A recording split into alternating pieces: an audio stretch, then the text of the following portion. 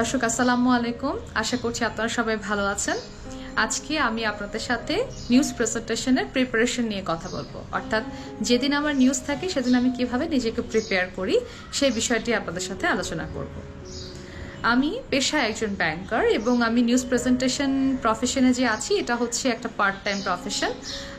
এটা অবশ্য job type wise বিভিন্ন চ্যানেলে ফুল টাইম নিউজ প্রেজেন্টাররাও, একজন নিউজ প্রেজেন্টার ফুল টাইমও কাজ করে থাকে, আবার কোনো স্টেশনে আপনি পার্ট টাইমও কাজ করতে পারেন।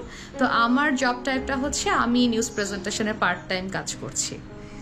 তো সেই ক্ষেত্রে আমি দেখা যাচ্ছে যে আমি যেহেতু একজন ব্যাংকার, আমি সারাদিন আমাকে সকাল 10টা-5টা আমি আসলে ব্যাংকে কাজ করি এবং তারপর দেখা যাচ্ছে যে রাত 10টার নিউজ, যেদিন উইকডেজ থাকে আমি রাত 10টায় নিউজ পড়ি, অথবা হয়তো সন্ধ্যা 7টার নিউজটা পড়ি যেদিন উইকেন্ড থাকে, কারণ উইকেন্ডে সন্ধ্যা 7টার নিউজটা আমি পড়তে পারি, আদারওয়াইজ আমি উইকডেজে 7টার নিউজটা পড়তে পারি না, কারণ এখানে কিছু নিয়ম কানুন আছে। সেই প্রস্তুতিটা নিয়েই আপনাদের সাথে আমি এখন কথা বলবো। আজকে আমি দুপুর 2টার সময় নিউজ পড়েছি, এই কিছুক্ষণ আগে আমি নিউজ পড়ে বাড়ি ফিরেছি। আজকে সকাল থেকে আমি কি কাজ করেছি, আসলে এই প্রস্তুতিটা সকাল থেকেই শুরু হয় না, এটার আগেরও কিছু প্রস্তুতি থাকে। যেমন আজকে মহান স্বাধীনতা দিবস, 26শে মার্চের আজকে দিনটি 26শে মার্চ।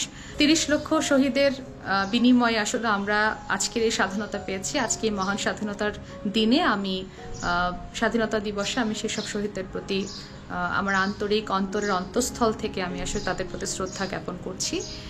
তো এবার ফিরে আসি প্রস্তুতিতে। আজকে আমি কিছুক্ষণ আগে নিউজ থেকে আসলাম। যখন আমি নিউজ পড়ছিলাম আমার মনে হচ্ছিল যে আপনাদের সাথে এই বিষয়টা নিয়ে আমি কথা বলবো। সকালবেলা আমাকে গতকাল রাতে আসলে দেখা যায় যে যেদিন আমাদের নিউজ থাকে তার আগের দিন বিকেলবেলা স্টেশন থেকে একটা ফোন করা হয় যে আপনার আগামীকাল দুপুর 2টায় বা সন্ধ্যা 7টায় বা অমুক নির্ধারিত সময় আপনার নিউজ আছে। তো এটা যখন আমরা জেনে যাই, আগে থেকেই আমরা জানি যে আমাদের যেদিন নিউজ থাকে তার আগের দিন আসলে আমাদেরকে স্টেশন থেকে জানানো হয়। সেই ক্ষেত্রে আমরা কি করি, সেক্ষেত্রে প্রস্তুতিটা কি? প্রস্তুতিটা হচ্ছে যে তখনই আমাদের মাথায় চলে আসে যে আজকে আমার তো আগামীকালকে নিউজ, আজকে তো 25শে মার্চ, তাহলে 25শে মার্চের কস্টিউমটা কি হবে? 25শে মার্চ যদি আমার নিউজ থাকে তাহলে কস্টিউমটা একরকম হবে।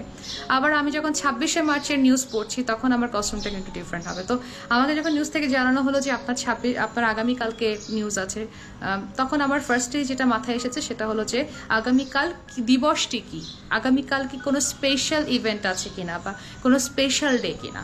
তখনই আমার মাথায় প্রথমেই যেটা এসেছে যে আজকে আগামীকাল 26শে মার্চ। তখন আমি আমার কস্টিউম থেকে সবুজ এবং লাল রঙের শাড়ি বের করে রাখলাম এবং আমি যেহেতু আমাদের চ্যানেলে আসলে নিউজ প্রেজেন্টাররা শাড়ি পরে নিউজ পড়ে, কোনো চ্যানেলে আবার এই কস্টিউমটা ভিন্ন হতে পারে নিউজের রিকোয়ারমেন্ট ওয়াইজ। হয়তো বা কোনো চ্যানেলে আমরা প্রেজেন্টারদেরকে সালোয়ার কামিজ পরে, অথবা ছেলে প্রেজেন্টারদেরকে পাঞ্জাবি বা ব্লেজার অর্থাৎ ফর্মাল গেট আপেও দেখতে পাই। তো প্রথমে তাহলে যে বিষয়টি হচ্ছে কস্টিউম সিলেকশন। তো আমি কস্টিউম সিলেকশনটা করে থাকি যে আমার যেদিন নিউজ থাকবে সেই দিন আমি কোন কস্টিউমে আমি আসলে কোন কালারের কস্টিউমে আমি আসলে নিউজটা পড়বো। সেটা ঈদের দিন হতে পারে, তার মানে ডেটাকে আমি মাথায় রাখবো যে আসলে ওই দিন কি কোনো স্পেশাল ডে কিনা। ঈদ হলে সেখানে এক ধরনের গেট আপ, পহেলা বৈশাখ হলে সেখানে এক ধরনের গেট আপ। আবার দেখা যাচ্ছে যে কোনো স্পেশাল কোনো অকেশন ওই দিনটিতে নেই, কিন্তু কোনো ঘটনা ঘটেছে যেটা আসলে আমরা খুব মর্মাহত হয়েছি। যেমন কিছুদিন আগে আগুন লেগেছিল বেলি রোডের একটা ইনসিডেন্ট হয়েছিল, সেখানে অনেক মানুষ মারা গেছে, একটা স্পর্শকাতর ব্যাপার, এখানে অনেক মানুষ মারা গেছেন।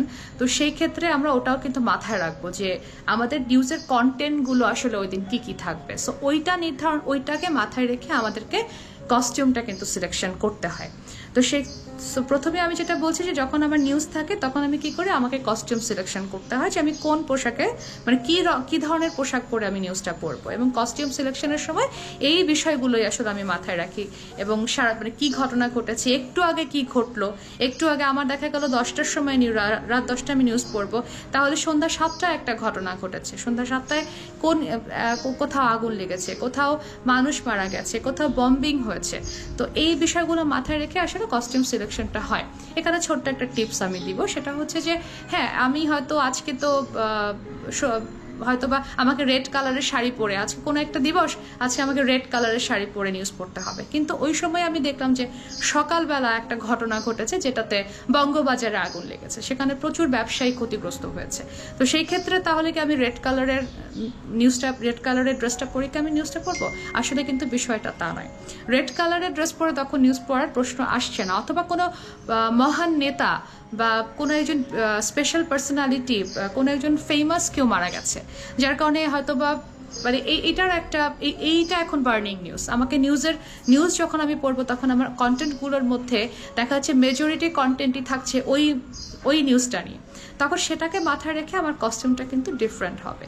সেই ক্ষেত্রে আমি যেটা করি অ্যাজ আ নিউজ প্রেজেন্টার, আমি আমার যে গাড়িতে বা হয়তো কোনো একটা ব্যাগে হয়তো আলাদাভাবে হয়তো আমি সেই কস্টিউমটা আলাদা করে রেখে দিই। যেমন একটা সাদা কালো শাড়ি আপনি রেখে দিতে পারেন, যে কারণ সাদা কালো শাড়ি বা কালো শাড়ি শোকের সিম্বল, তাই না? আমরা মনে করি যে কোনো একটা যখন শোকের কোনো কিছু হয় তখন আসলে, তো এটা আমি আলাদাভাবে সবসময় আমার ব্যাগের মধ্যে ক্যারি করি। ব্যাগে সবসময় থাকে যে আমি এটা মাথায় রাখি যে ওই সময় আমাকে এই পোশাকটা পরে নিউজ পড়তে হবে।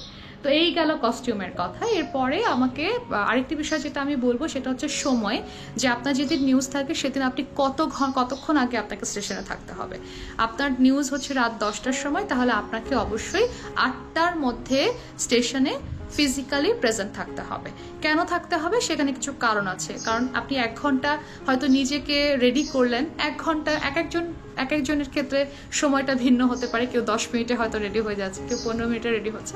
তো আপনাকে রেডি হওয়ার জন্য একটা সময় রেখে দিতে হবে যে আমি এতক্ষণে রেডি হব। এবং তারপরে নিউজ রুমে যারা কাজ করছে, অর্থাৎ আমরা যে নিউজটা প্রেজেন্ট করি সেই নিউজটা তো আসলে আমরা যে বিষয়টা কিন্তু এরকম না যে আমি স্টেশনে গেলাম, আমি নিউজ পড়লাম, আমার নিউজ শেষ হয়ে গেল। বিষয়টা কিন্তু তা না। এখানে সম্পৃক্ততার একটা ব্যাপার আছে, যে কোন কোন কন্টেন্টগুলো আপনার নিউজে থাকছে, আপনি কোন কোন বিষয়ের উপরে আপনি কথা বলছেন, ইনফরমেশনটা দিচ্ছেন। তো সেই ক্ষেত্রে আপনাকে রেডি হওয়ার পরে আপনাকে নিউজ রুমে যেতে হবে।